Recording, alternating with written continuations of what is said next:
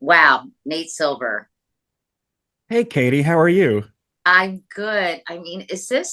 Gosh, there have been a lot of crazy political years, but is Yeah, this one of the strangest and most topsy-turvy election you've covered in your short lifetime? not so short, unfortunately, but it has to be, or at least this compressed series of events where within a month you have this disastrous debate for Joe Biden, you have the assassination attempt against former President Trump, and you have Democrats change their candidate, which there's no precedent for in modern election history. Um, Plus, the VP picks have been interesting. I think people are properly giving a lot of attention to them, given how, close we came to having the VPs take over. Yeah, it's been riveting to cover. I'm talking to Nate Silver. Nate is the founder and former editor in chief of 538, but he also has a new book out called On the Edge: The Art of Risk Taking, which we're going to talk about a little bit later in this conversation. But Nate, we have to talk a little bit more about the craziest political summer I can remember in recent history. I mean, for people who thought it was going to be a low key summer, even with the conventions, they were sadly mistaken. So Yeah, for sure. let's dig into some of those things you mentioned. What about the latest polls? You're king of the polls in many ways, Nate. I always go to you to help me understand what is really happening. How significant are the polls right now? Because we've really seen a change of heart among voters. That's pretty significant, right? Yeah, we had Joe Biden behind by about 4 points in national polls when he exited the race. I mean, and 4 points is a loss. Democrats don't usually lose a popular vote. Biden won it by 4.5 points last time, so there had been an 8 point, 9 point swing net. With Harris, she's gotten most of that back and is performing more like a typical Democrat now. She's about 2.5 or 3 points ahead in national polls, and she's maybe a point or two ahead, a little bit more in some polls. More importantly, in Wisconsin, Michigan, Pennsylvania. So she is probably leading right now. The question is more, can she sustain that, and how accurate will the polls be? I mean, it's a narrow lead now, if any. We've seen big polling misses in the past, and there are other big events coming. I mean, the first debate in September. I mean, I think the DNC, which starts next week, will probably be more momentum for Harris and Tim Walz. I mean, usually conventions are that way. They're a little bit newer, so there's more themes to emphasize. It's a big 4 day advertisement. Um, if she comes into the convention in September or the debate in September, now perceived as the front runner, she's been a considerably better candidate than I thought, certainly a pretty good candidate, I think, but she will face the pressure of being a front runner. And how will that change things? Is the media ready for a change of the narrative? Although it's a very exciting story, the Harris kind of comeback story.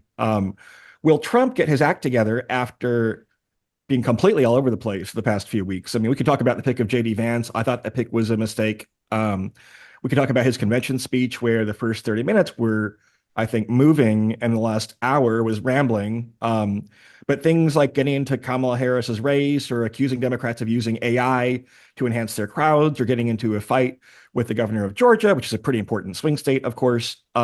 These don't seem like very canny strategies. No, not at all. Well, let's talk about the JD Vance selection because that's the first thing you ticked off, and you don't think it was a good choice. Why not? It was a choice that wasn't made to maximize our chances of winning the election, but instead to like have a MAGA legacy with someone who's a younger, more intellectual. I mean, I'm sure JD Vance is a smart guy, right? More intellectualified version of MAGAism that carried forward that tradition because they assumed they were going to win. They thought, and with Joe Biden in the race, I think that was probably a pretty good assumption. I mean, he was way behind and like was losing all his fundraising, and every public appearance was a potential, horrible news cycle. But they didn't give Democrats enough credit for being willing to make the rational play and change their candidate. And so, yeah, they were running a Biden versus Trump race, and in that race, you might as well, Double go down on double double down down. on the MAGA, right? Yeah, and then also they were very flat-footed, I think, with respect to defining JD Vance. I mean, look, I thought he gave a pretty okay kind of suburban dad convention speech. But he has a little bit of a uncertain background, and I think he's not a natural political talent. I think some people that come out of that world, I mean, Blake Masters in Arizona was a candidate who I'm sure is a smart guy, co-wrote a book with Peter Thiel, but like really underperformed in that race. He's not a natural politician. I call him like a blogger. I'm a blogger myself. We're cantankerous. We like to argue. We're smart, I suppose. We like memes, but I don't think you want to have a blogger run for president. And I think his favorability ratings are net negative by a large degree than any modern VP candidate. And with Trump being 78 years old, what is he? Wanting to be Yeah. president until he's 82, that's a relevant factor. I mean, we saw how much President Biden has aged. Um, and if you're getting a 4-year term for the GOP again, then that might include a heavy dose of JD Vance. Let's talk about other candidates that Trump could have picked that might have balanced out the ticket more effectively. I mean, personally, I don't understand why JD Vance is alienating voters with comments about childless cat women, right? And Yeah. then doubling down on it. But be that what it may, who do you think would have been someone who could have attracted more swing voters instead of just solidified the Republican base? I mean, Glenn Youngkin in Virginia could have maybe put Virginia into play. Virginia is now a blue leaning state, but he is somewhat popular there. I mean, I think he's more conservative than some people let on, but like that would be a normal pick. Or, Marco Rubio, not a fantastic candidate as we saw in 2016, but a very normal league average Republican senator. I mean, obviously, then there are things like Nikki Haley, which I just don't think Trump would ever have considered because, you know, candidates. I mean, he's too much of a rival to her and her old establishment GOP credentials. But if he were really concerned about maximizing his chance of winning, then he might have gone that route. If it was really a pivot, then he might have done that. I think a lot of things that happened is that people thought Trump was pivoting because it's easier to campaign when you're winning, and it's easier to campaign when your opponent is 81 years old and is unable to do all the normal blocking and tackling of the campaign. Now the difficulty setting has been turned up to high, which it usually is in an election, and we see him struggling a lot more. Well, let's talk about his recent behavior. You mentioned some of the things that he's doing. He's popping off on Truth Social. He seems to be focused on the wrong things, crowd size, Kamala Harris using AI to increase the appearance of her crowds. I mean, he seems to be a little unhinged, quite frankly, to the point with that even some of his donors are concerned. Yeah. Do you think there's time for him to kind of swing back and give at least the appearance of normalcy at this point? I mean, we have 12 years of history now with not a lot of normalcy coming from Trump. So usually, especially with someone in their late 70s, you don't bet on a sudden behavioral change. I mean, look, it's a lot like Joe Biden, where I mean, Biden in principle had a perfectly winnable race, but he wasn't capable of like performing up to his potential. And Trump, I don't there's think he could communicate the message, most yeah, importantly. yeah. Trump has a lot of good arguments. He can argue about inflation. He can argue about immigration. He can argue about what are Joe Biden's capabilities right now and what did Harris have to do with concealing his condition, if there is one. He can argue about Harris running pretty far to her left in 2020 when she ran a bad, unpopular campaign. He can argue about some of the California stuff, the homelessness and so forth that you might associate with the state. But he's picking like these things that are not going to be persuasive to anyone except the echo chamber, I don't think. And yeah, I mean, you can't say, look, every now and then, Trump has some canny political instincts at times. I mean, he did defeat Hillary Clinton. He did defeat 16 other candidates en route to the GOP nomination in 2016. So he has a few tricks up his sleeve, and sometimes his, I guess, kind of contrarian instincts are okay. But yeah, I don't, the leaks that we're seeing, Katie, to the New York Times, to the so-called liberal newspaper from Republican sources, when they're like these private dinners of like 10 people, and one of them leaks very detailed comments about things he's saying. I mean, that has to mean people are really unhappy in GOP land and thinking that their money might be wasted. Let's talk about the Harris Walls campaign. What was your reaction when you learned that Vice President Harris had passed over Pennsylvania Governor Josh Shapiro? Were you Yeah, I was not surprised so much as I thought it wasn't a great pick, I suppose. Look, I play the percentages. There are some downsides to Shapiro. The left would have been less happy with him. He's also, a big talent. You don't usually have two kind of capital B big talents on the same ticket. It would be kind of like, but still, I thought Pennsylvania in our model is about 40% likely to be the most important tipping point state, we call it. It's the most important state in the country, and he has a proven track record of appealing to purple state voters. He's very popular in Pennsylvania. I thought those things made him kind of a no-brainer. I think absent the presence of Shapiro, then Walz is a pretty good pick. I mean, I think they've kind of framed him as this like slightly salty, like sitcom dad kind of personality type. He had a fairly moderate track record in Congress, military background, teaching background. So there are things that you might like about him, and he's grown on me a little bit. I mean, part of it is they have sustained their momentum now for several weeks in a way that I thought was maybe less likely. Usually things go back and forth, but they've sustained it. Now they have the DNC, which usually will help you to keep your momentum, and so maybe it works. I would have taken Shapiro, but it's within the margin of error, so to speak. And Tim Walz is certainly an appealing candidate, as you said. He has all these things in his background. He comes across as a regular guy, kind of the Ted Lasso of the Democratic Party. Yeah. He's been called. But Minnesota, I mean, does it really buy her anything? And how important is it to have a vice president from a state or a region that contributes something to the ticket that you wouldn't have otherwise? In other words, an Andy Bashir, for example, Yeah. from Kentucky or Minnesota, and of course, Arizona, there were conversations about Mark Kelly. So I'm just curious, as someone who really understands this analysis, what you think she was bought by. What do you think Tim Walz got her? Yeah, on the electoral map, not much. I mean, Minnesota, some of the polling in the Trump Biden race showed Minnesota being close, but not with Trump Harris. And also, if you lose Minnesota, that means you've already lost the rest of the Midwest, right? You've already lost Wisconsin, Michigan. And at that point, the election's lost anyway if you lose Minnesota. My modeling suggests that a VP from your home state might buy you a percentage point or so, which isn't much. However, the last two elections have come down to basically Midwestern swing states where 1 point made the difference. And so that's the argument, right? I mean, yeah, there are elections where the economy goes into recession and it's not close and Harris loses. There are elections where Trump never covers his footing and she wins by 5 points or something and wins all the swing states. But like the most likely scenario is a razor thin election. And I'll put it like this: if they lose the election because of Pennsylvania, then there's going to be a lot of second guessing. Right. I know I've been hearing that a lot. Where did, how did we get to this point, Nate, where these three or four states decide the election? It just seems Yeah. nutty to me that Michigan, Wisconsin, and Pennsylvania now, right? Those are the three big ones, even more so than Ohio and Arizona. Or I don't know. I mean, you tell Yeah. me.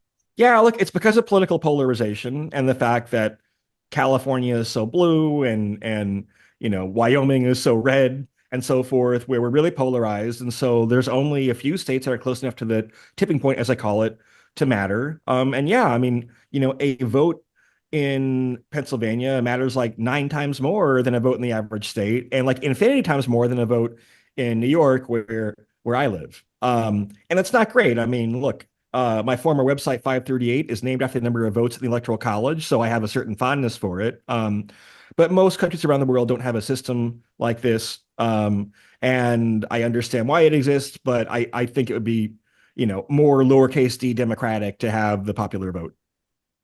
I agree, but they're not going to get rid of the electoral No, college it's anytime soon, right? it's the rules of the game. And look, to Trump's credit, he built a coalition that overperforms the Electoral College, right? That it is a coalition that's strong with working class white voters. And I'm from Michigan myself, right? There are a lot of working class white voters in Wisconsin, Michigan, Pennsylvania. To the point now where actually, I mean, I wouldn't sleep on Georgia, where Trump is in a feud with Brian Kemp, and which Democrats have actually won the close elections for the past couple of cycles. That's polling much better for Harris than it did for Biden. Biden was really losing ground with voters of color, actually, and younger voters. And you think about Georgia, well, you have a lot of black voters, you have a lot of giant colleges and universities, you have a very vibrant, young professional class, multicultural, multi-ethnic in Atlanta. So that's a state where that and Nevada, which is also lots of working class people of color. I mean, I go to casinos a lot. That's part we're going to talk about in the book later. And like Nevada's very working class and it's diverse. So those are places where Biden was losing ground, those two states, and where Harris has rebounded the most. In fact, she was doing better with Black and Latino voters, even with them compared to Biden. But you're saying that she has gained even more since announcing her candidacy. But in terms of working class voters, I just was looking through X and I saw a clip of Donald Trump basically trashing unions, in essence saying, give them an inch, they'll take a mile, and suddenly they're making more than the person who owns the company. Why do you think he does so well with working class voters, given some of his attitudes and statements like the one I just mentioned? I mean, I don't think people are necessarily voting based on bringing up some spreadsheet and calculating out how they personally fare in an election. And there are things like lower taxes that you might get under Trump potentially. So much as who is on your side, right? Who do you identify with? Who seems like they're drawing the circle to include you? I mean, I think Democrats are still recovering to some extent from kind of the period of peak, I don't know what you want to call it, cancel culture or wokeness, quote unquote, or whatever else. But like, the issue with that politically was it kind of made you feel like if you're not a certain type of person who's aligned with us on every issue, then you're a terrible person. And that's like bad politics. Trump maybe has that issue as well. Look, he's not going to get more than 50% of the vote or whatever, right? He's won with 46% and so forth before. That's again the influence of the Electoral College plus third party candidates taking some votes out of the race. But he has a ceiling or a floor rather that's actually not all that high. He's been able, he's 50-50 so far. He won in 2016, lost in 2020 to get the floor high enough where we just get over the top. But like it's a pessimistic strategy in some ways. It's a strategy designed to have the narrowest possible coalition that can win the Electoral College. And it might still work. I mean, I do think there's some notion of Democrats getting a little bit of a sugar high in terms of how they're polling right now. There usually are reversals. Trump had been beating Biden, although I'm not sure that's so relevant anymore. But yeah, it's kind of a depressing map that you have a candidate who's not really trying to appeal to lots of groups of voters. Well, in fact, I think you can even see the tenor of each campaign presenting itself, right? I think President Trump is talking a lot about fear, about a third world war, about, economic despair, about all these things that could happen if he is not reelected. Where I think Harris and Walz are trying to adopt a much more sort of positive, as they say, joyful campaign rhetoric. When you see these contrasts, what do you think? What do you think is more powerful? Is one just sort of Pollyanna-ish? I mean, what motivates voters more? Um, Look, I think the mood of the electorate shifts. And so sometimes you want to have a vibe shift and play into that. I mean, we have been in a profoundly pessimistic mood in the United States for many years now, but especially in the pandemic and afterward. And post-pandemic, I think a lot of people went back and became disillusioned with politics. I mean, ratings for all political TV shows and newspapers and websites were down a lot. They were getting back into sports and like Taylor Swift and travel and things like that. Gambling, Las Vegas is making record revenue still, because they were tired of being told every time, "Oh, this is the most important election of your lifetime, and all these terrible things will happen if your candidate doesn't win." Like that rhetoric is not very appealing, especially to the so-called marginal voters, people who, by definition, are not political junkies, are only kind of sporadically paying attention to the news, and just having a campaign that is a little bit more fun and not so dire and serious all the time, I think might motivate a higher turnout, and just a different tone. That's interesting. Meanwhile, you mentioned third party candidates. Is RFK a non factor now? So much weird stuff has come I out mean, the about story. him with the bear cub. I can't even keep up eating an animal. I mean, honestly, I'm turned off by these stories. I need to read more about him. But are these hurting him? Is he still a factor? You don't hear about him as much anymore.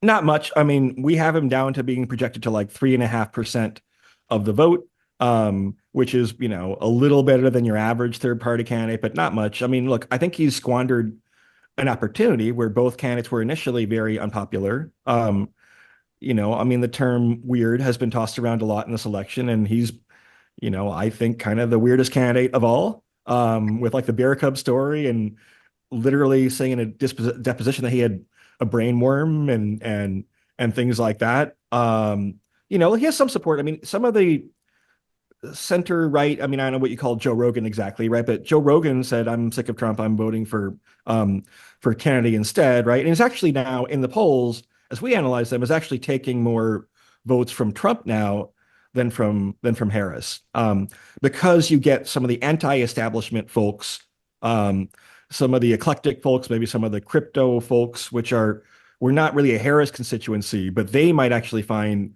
RFK as an alternative, especially if Trump is kind of flailing around and looks like he's losing. I mean, I think a lot of people backed Trump when it looked like Trump was an 80-20 favorite to beat Biden.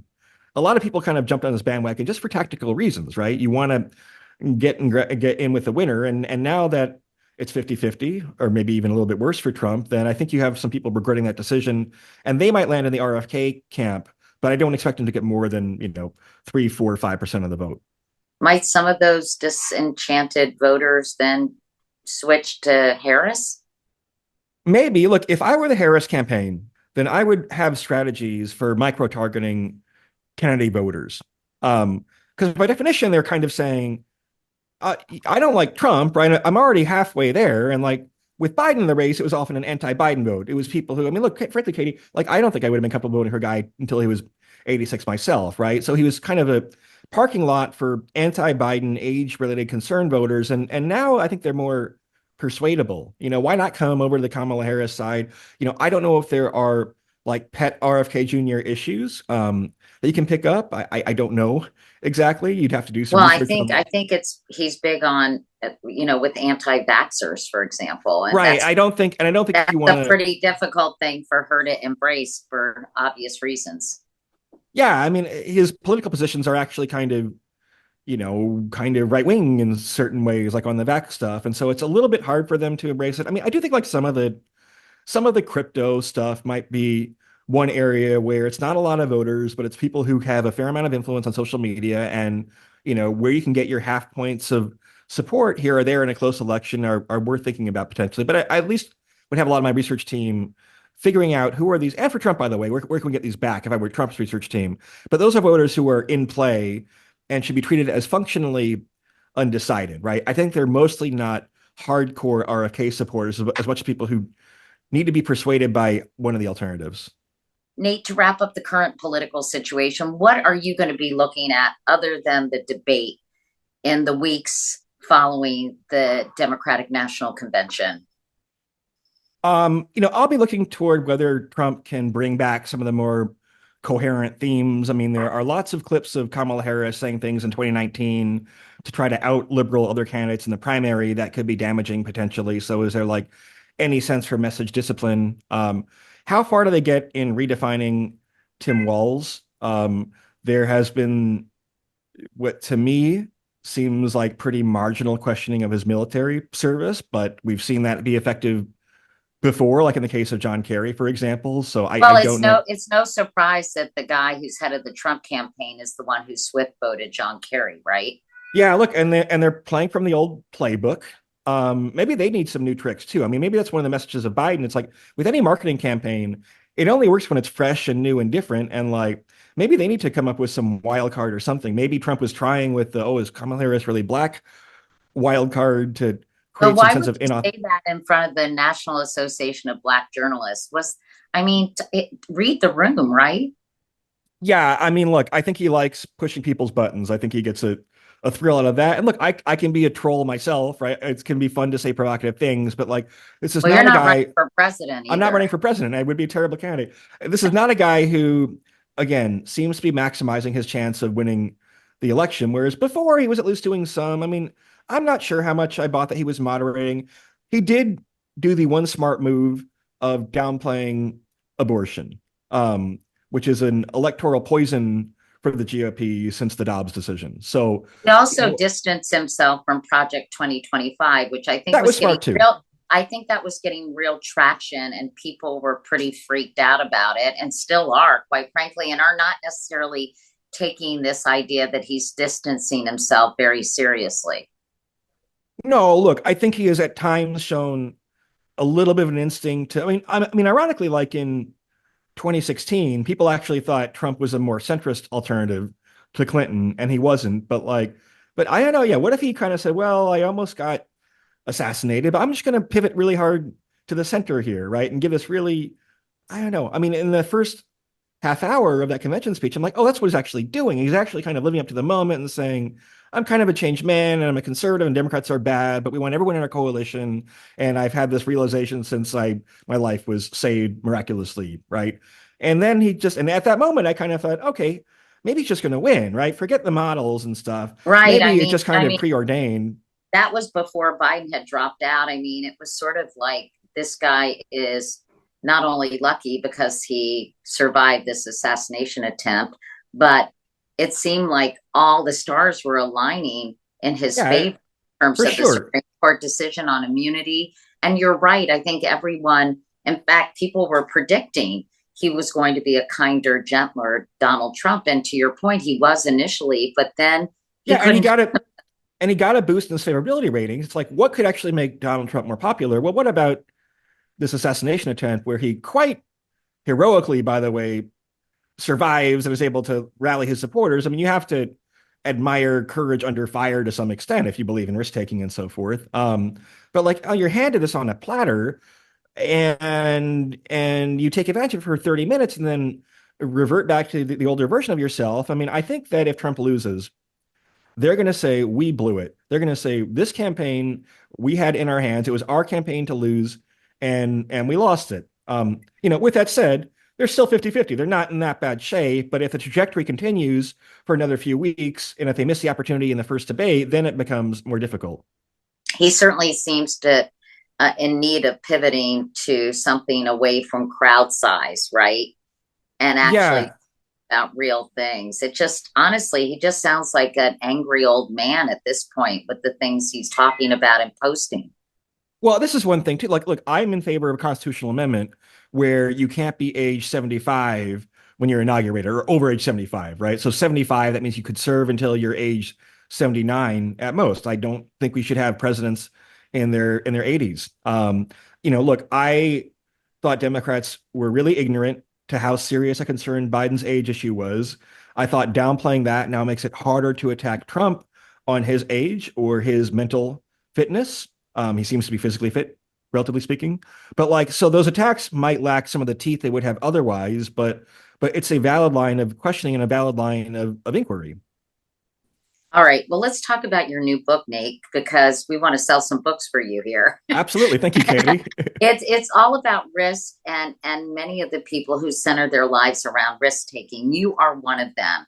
Most people know you as a statistician, a writer, an elections forecaster, but Nate, you're an accomplished poker player and you used to play professionally. How did you get into playing poker in the first place? I got in because I had a consulting job that I took out of college that like I really disliked. One of my buddies at work was starting a poker game and I'm competitive. So I'm like, I'm gonna go practice poker. I was playing on Yahoo Poker, which is for play money. And I'm like, this is boring. Poker is a game that needs to be played for actual money. So some dodgy online site sent me an offer. They're like, $25, no strings attached. I'm sure there were strings attached. But I wound up kind of, running through that money. And I'm like, okay, I feel like I'm going to actually deposit $100 on this site. And I've never looked back. I just got really lucky at the start. And like, look, I had played a little bit of poker in college. I'm definitely like a math kind of guy. So, the mathematical logic and the probabilistic thinking and the pattern matching, I'm pretty good at that stuff. So yeah, and this was the poker boom. The most important factor, Katie, was that like you had a lot of dumb money in the poker economy in the mid 2000s. That online poker was booming. It was booming on television. It's a little bit like the crypto boom of a couple of years ago, where a lot of dumb money. And when there's dumb money, then you don't have to be that good to win the money. I think I've become since a pretty good poker player. I play. At one point I was in the top 300 in the world a year or so ago before I had to start playing less with the election year coming up. But it's just kind of it's my safe space. I'd say, right? My happy place and my safe space where like it's full of people who think like me. I like the combination of mathematical skills and people reading. I mean, it is a people game. It's not played against computers yet. So it just, if someone's a poker player, there's a very high chance that I'll get along with them, I've found. Do you feel like the game taught you a lot about risk and probability, or do you think your understanding, your innate understanding and learned understanding of risk and probability is what made you a good poker player? No, I think more the former. I mean, I think, when you're actually faced with a hand where, I mean, look, in the book, I talked about a hand I played at the World Series of Poker last year, where there are 100 players left in the main event for a $12 million first prize. So, like, literally every hand um, is worth like a couple of $100,000 in the expected share of the prize pool that you get. And I eventually lost in kind of tragic fashion, which usually happens in poker tournaments. But the fact that you're going in there and being like, okay, that just cost me $200,000. It's kind of insane when your normal game might be a $1, $2 game. Like I was lucky to progress that far to be sure.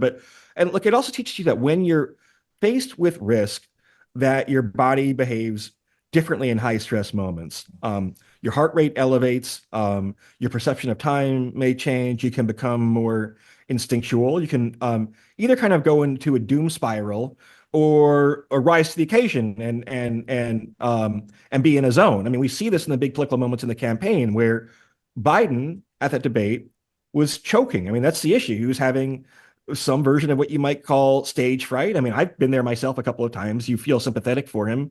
You probably haven't, Katie. You're too much of a natural, I guess, or maybe not. But No, like, no. yeah. Listen, and by the way, I think people minimize the high pressure stakes of a debate situation. You have to be, I mean, talk about operating on all four cylinders, right, Nate? You have Yes. got to be so facile and be able to pull facts and be able to respond and be funny and have the right kind of body language. It's an incredibly high pressured situation.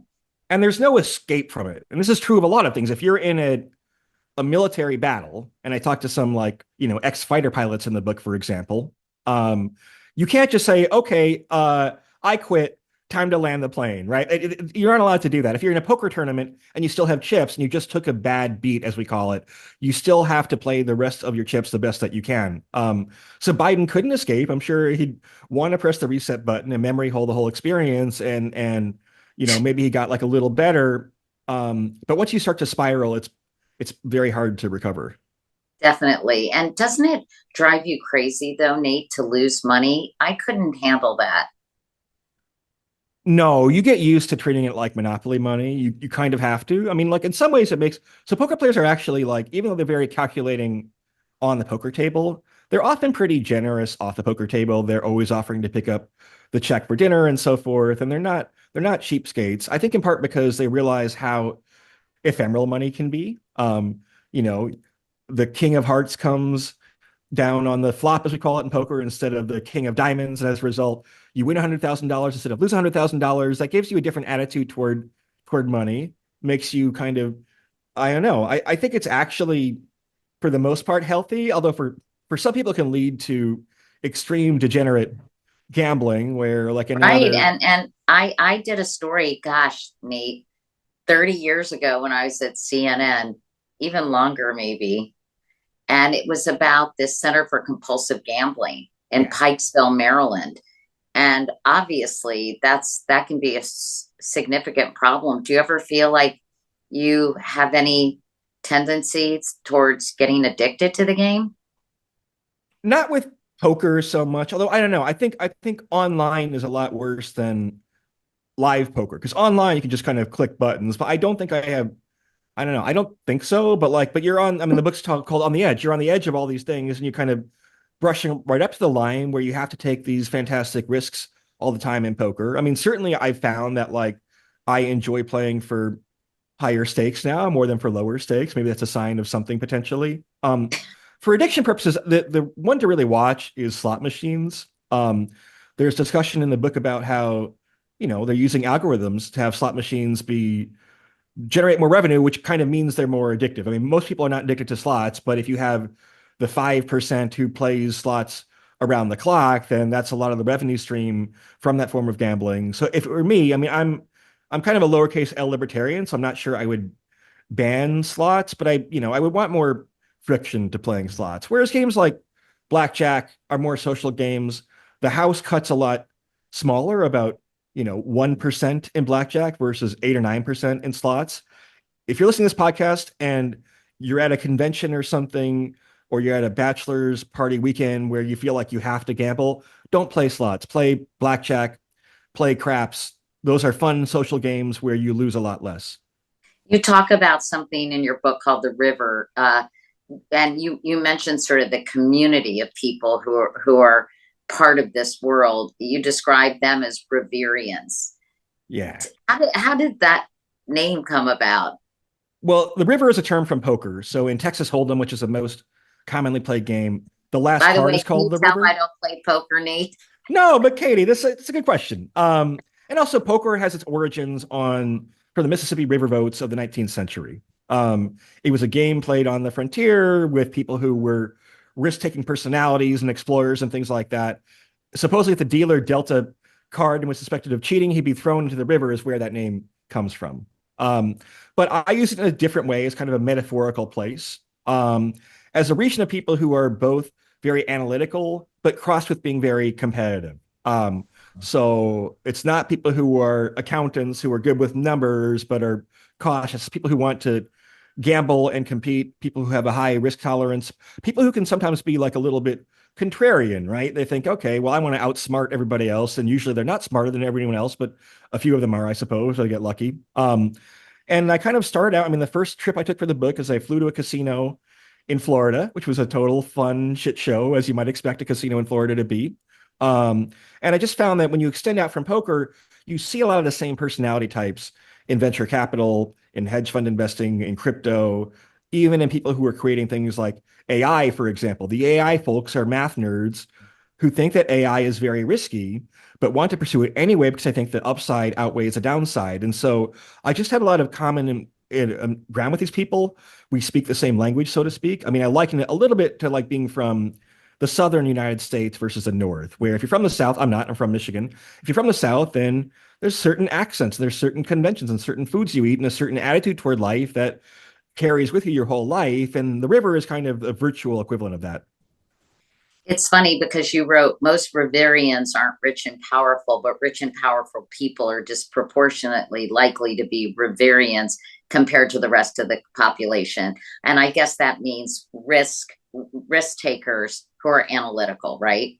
Yeah, if you look at the 10 richest people in the world, according to Forbes, they're all basically self-made, right? Which makes sense because if you're kind of born on third base with a trust fund or whatever, then the smart play is to be very risk averse. Go buy a villa in Tuscany and have fabulous parties and whatever. And, why would you need to take risk when you already have everything handed to you? But it's often people who had some degree of anxiety or even trauma as children, and have a chip on their shoulder and keep feeling the need to prove themselves like over and over and over again. Like if you're Elon Musk, for example, I think Tesla and SpaceX are very impressive and admirable and very profitable companies. Why would you want to get into Twitter? I mean, being CEO of Twitter has to be the worst job in media, for example. Well, he wanted a challenge. He wanted risk. I think it's not going to be a good risk for him financially. But in terms of moving the culture, I mean, Twitter now is much more conservative these days. And you still have me and lots of other, centrist or liberal or whatever journalists on the platform. And so it's been a good bet as far as cultural influence, a bad one financially, but this is someone who wants to play for very high stakes. If you read the Walter Isaacson book, biography of Elon Musk, there's an anecdote about him playing poker. And what happens is he just literally goes all in every hand. He goes all in every hand. If he busts out, he'll rebuy because he has a lot of money and eventually gets tired of it and moves on. But it's a perfect metaphor for how he's doing everything. Now, look, I think he's a very capable person. I mean, there is some type of genius if you're able to take two companies and build unicorns with them. There's some type of genius there. But it always comes with a downside. The geniuses are never just these cute, simple, cuddly geniuses. They often have something dark lurking in the background. I think he also likes the attention the platform Yeah. gives him, Nate. I think there's something about that. I mean, you can do SpaceX and Tesla and just not be at the center of daily conversations in the way he can be on X.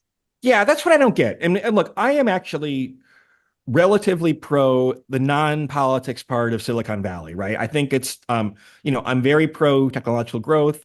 I'm a capitalist in many respects. I think the market economy has helped the human condition substantially and created much more wealth and longer lifespans and lifted people out of poverty. But like, I don't know. I mean, they're kind of being like sore winners. I mean, Silicon Valley is still making a lot of money, so it's like, why do you have to argue about politics all day long? I mean, there are rational answers. One reason why is that it's simple matters of taxation and regulation. That Lena Khan has cracked down on a lot of Silicon Valley, that Democrats are for higher taxes, especially in states like California, that Democrats are pro-union, whereas like Tesla's youth workforce is not largely unionized. So there are basic economic considerations like that that I think play a role, but some of them I think certainly get red pilled. And these are also small communities. I mean, both the river and what I call the village, which is kind of the liberal establishment, New York Times, Harvard, et cetera. They're small groups of elites, and elites are very bad about mistaking their conversations at dinner parties for the national mood or for what swing voters think. Right. Because they're rich and powerful and they are smart and they have a lot of people flattering them and they're successful culturally and financially, then they don't question themselves as much. And this is one reason to look at polling. I mean, it's not that the polling is always perfect, it's often pretty wrong. But it's a reality check that you're kind of touching grass and not getting caught up in your own small island of a world. But I thought polling had gotten better. I think it was pretty accurate in 2022. My Yeah, friend Brian Goldsmith, when I always say, well, can you trust the polls? He always defends them. How do you feel about polling these days? polls had a pretty good 2022 after a bad 2020. They had a pretty good 2018. They had a bad 2016. Now, the common factor is that Trump was on the ballot in 2016 and 2020 and not in the midterm years. So, that's one reason if you're at the Harris campaign to be a little bit worried, to want to have more of a cushion than you have now. Um, Look, I think pollsters have realized that the old traditional way of polling was kind of breaking. And the traditional way is you like literally random digit dial, that you actually pick numbers out of a phone book at random and call people. Back when people had apparently nothing better to do, when it's exciting to get a stranger's phone call. I'm just old enough I can remember like the phone rings in your house and oh, it's your friend calling, Nate. That's so exciting. Um, Whereas now, I'm terrified to like call a customer service person on the phone or something like that. Right. So that's changed totally, and pollsters have realized that. So a lot of it is mixed methods. It's cell phones. It's online. It's more heavily massaged and modeled the data. It's not this pure assumption because, again, response rates to traditional polls are in the dumpster. They're like 5%, 10%. You're probably not getting a random sample, but the pollsters have adjusted and adapted. They have incentives to be accurate. Look, I always say the polls can be wrong. Just don't try to guess in which direction they're wrong.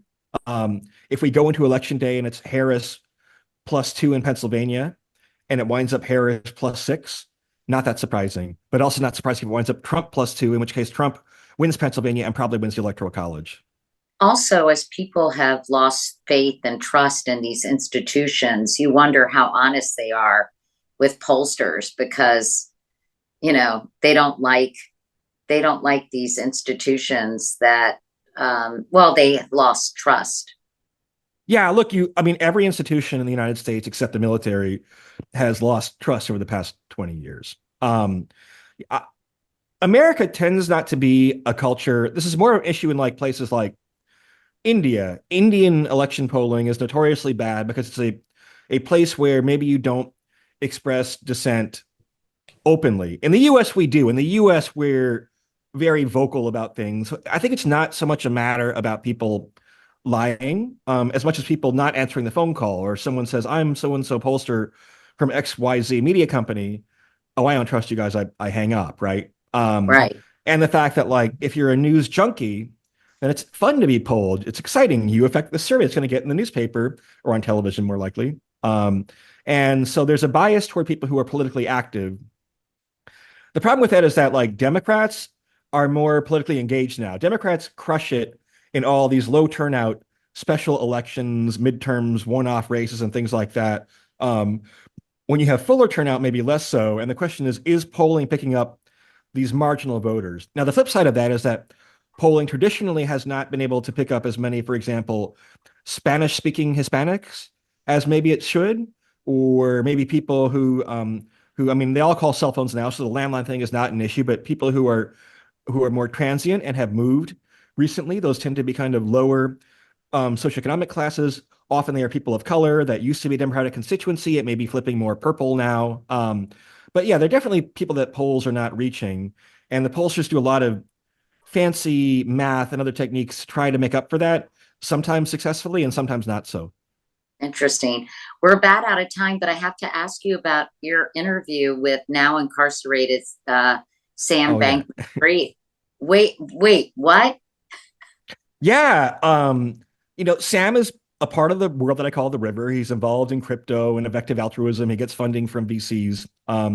So I talked to him in January 2022 when Bitcoin was at its then all-time high, and he's very much riding high, saying all types of crazy things. But I'm like, okay, here's a guy who's on a winning streak. He's going to have a lot of bluster, whatever, right? Then I saw him at like a book launch event in New York in July 2022, and he said, "Hey, you should come down to the Bahamas sometime and check it out." I think maybe he thought I'd give him a flattering profile or something, or maybe he just wanted some friends to visit. And I told my partner, it's an election year, it's a midterm year, but I probably ought to go visit him. Everyone thinks he's going to be the next Elon Musk. This is before Elon had the connotations that he now does, meaning that he would at some point surpass Elon Musk and become the richest person in the world. He's invited you to check out his operation. I should probably do it at some point, but got busy with the midterm, the book, other stuff, and didn't do it. Then on the day of the midterm elections in November, everything starts going down at FTX. They declare bankruptcy a couple of days later. And I text Sam and I'm like, hey, how about I take you up on that invitation to come down to the Bahamas? And somewhat to my surprise, although there was some instinctual part of me that expected this, he was like, sure. So I did an interview by Zoom first because I was worried that he would get arrested before I got down there. Then I got down there and I spent, 2 very long afternoons with him in his like darkening condo, penthouse condo, with almost nobody left in the operation, right? All but two FTX employees had fled, so it was Sam, these two FTX employees who had decided to stay behind and try to right the ship for the Bahamas, and then his two parents were there. And it was very surreal and very weird. At one point, I'm like, what if I have to get out of here? He's like saying things on tape that he probably shouldn't be saying. The condition was that the material was embargoed for the book, so I couldn't just like tweet it out or something, which I think made him more candid. But he is a person who was pretty dangerous, I think. I mean, he was willing to do. He called himself a utilitarian. There's a treatment of that in the book, but he was willing to do almost anything in this very narrow and blinkered conception of increasing expected value, including, but very short-term focused, actually very bad manager of risk. I mean, he didn't properly estimate. We know how volatile Bitcoin is and other cryptocurrency assets. I'm not anti-crypto, but like it's incredibly volatile. And if you're like building a whole strategy around not having that volatility or saying, well, I don't care about the volatility. If the company goes bankrupt, then that's just one of the risks I have to take. I don't want to offer a medical diagnosis, but I think that was pretty unhinged is maybe a non-official, non-medical way to put it. It must have been so interesting though, right? To how's he doing? I mean, the last time I talked to him was in Palo Alto, when he was at his parents' house, and it was kind of weird. I'd spent some time in Palo Alto as a kid. My dad took a sabbatical there at Stanford, so I kind of like knew the territory. And you walk in, and it kind of feels like you're catching up with an old friend. His like dad greets you at the door, and it's like an academic home, nice, tasteful home full of like books and things like that. And then you kind of like go into Sam's room like it's a 12-year-old's room or something, and he has this big giant dog with him, and then you kind of see that he has an ankle bracelet. I'm like, oh shit, things are pretty real, right? And look, there are moments where I felt I always confuse between sympathy and empathy. I he had this spectacular, like few people in world history have fallen that far that fast, and so just from that, there's some slight ounce of empathy maybe there. But he was not very remorseful. He was lying to me a lot. I mean, I had the good fortune that like the whole trial happened after or before the book deadline, so I was able to read the transcripts and talk to people about the case and things like that. But even in Palo Alto, I'm like, would you take a 2-year plea deal? You get 2 years of prison time in some, I'm sure, Club Med style facility, and then you're not maybe allowed to like invest in categories X, Y, and Z. Would you take that deal? And he's like, I don't know, which was crazy because that was a great deal. He got 20 years instead, and financially ruined. but he didn't actually have a lot of people in his life supporting him. I mean, the one sympathetic lesson I'd say is like his girlfriend ran his hedge fund. That's a bad idea. His parents advised him for the company. Um, I think part of the reason he was talking to me and other journalists after the bankruptcy against the advice of his legal counsel is because he didn't have anyone else to talk to. So yeah, it's a cautionary tale. But I think a lot of people bought into this myth of Sam as a boy genius when he certainly um, has above average intelligence, but I think he was just kind of willing to go further with the deception and with the con. I mean, it may have started out as a legitimate business. I mean, FTX was considered a blue chip crypto company that had good software and good customer service and was reliable and had high uptime. But he couldn't help himself from saying, "Oh, I have all this money sitting on the sideline. It's just sitting there in an account doing nothing or getting some low interest rate. Why can't I? What harm could it do to like take a little bit of money from that account and start gambling with it?" And what you find, my friend and podcast co-host Maria Konnikova wrote a very good book on con artists. And what she found is that like a lot of con artists don't start out as con artists. They start out as legitimate businessmen running like a small family fund or something, and they have a bad quarter, and then they cover it up to make up for that. And then once they cross that line, then there's no turning back.